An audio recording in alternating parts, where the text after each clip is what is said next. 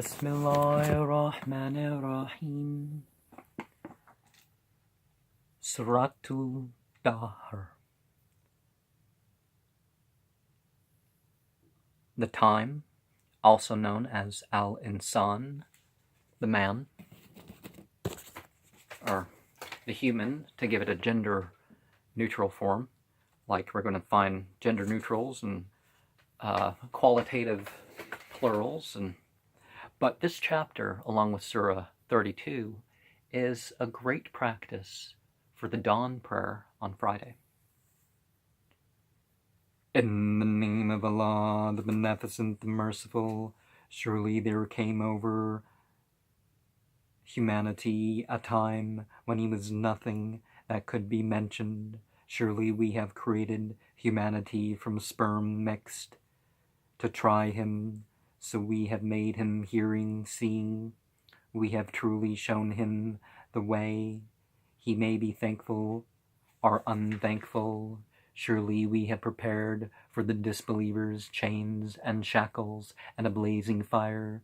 The righteous truly drink of a cup tempered with camphor, a fountain from which the servants of Allah drink, making it flow in abundance.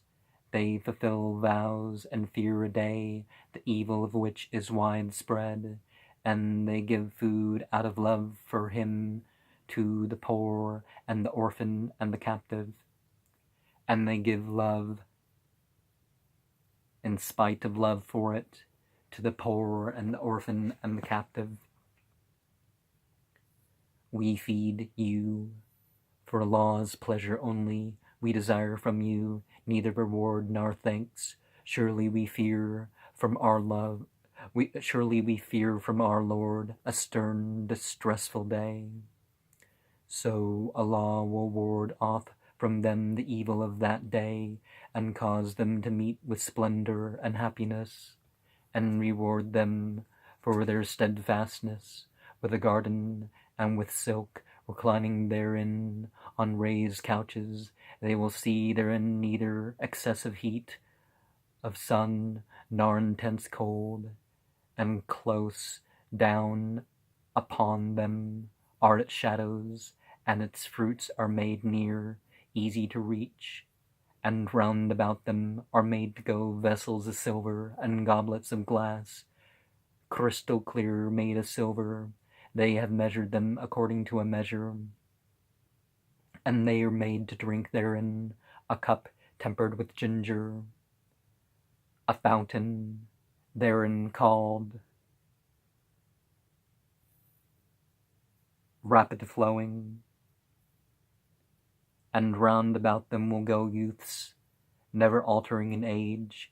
When thou seest them, thou wilt think them to be scattered pearls, and when thou lookest thither, thou seest blessing and a great kingdom. On them are garments of fine green silk and thick brocade, and they are adorned with bracelets of silver, and their Lord makes them to drink a pure drink. Surely this is a reward for you, and your striving is recompensed.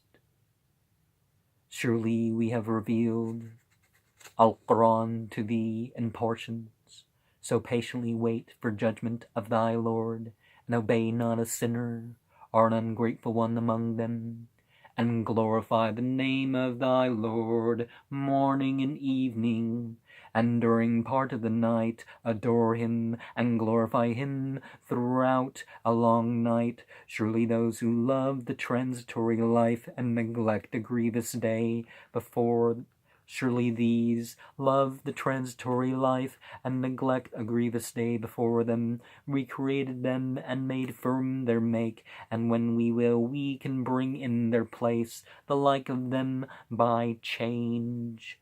Surely this is a reminder, so whoever will, let them take away to his Lord, and you will not unless Allah please. Surely Allah is ever-knowing, wise. He admits whom He pleases to His mercy, and the wrongdoers He has prepared for them a painful chastisement. And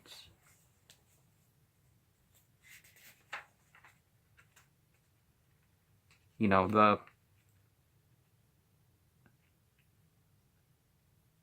nutfa, the it doesn't just mean the implanted. It's, you know, the sperm and the ovum mixing are, you know, the mixed among the mixed fluids of the male and the female are the sperm and the ovum, and they mix and form that. That is what it's saying. Certain implications that people may see, but it's a, you know, that's exactly what's being said. And salsabil, zanjabil,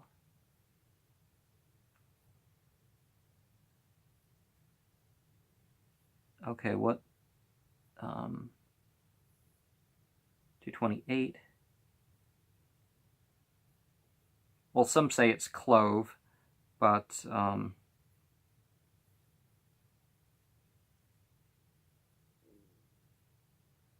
oh, the spiritual, Urim Thummim, the Thumma, 2630, rather than being an oracle, we kind of can think of some sort of drive connection with some of that.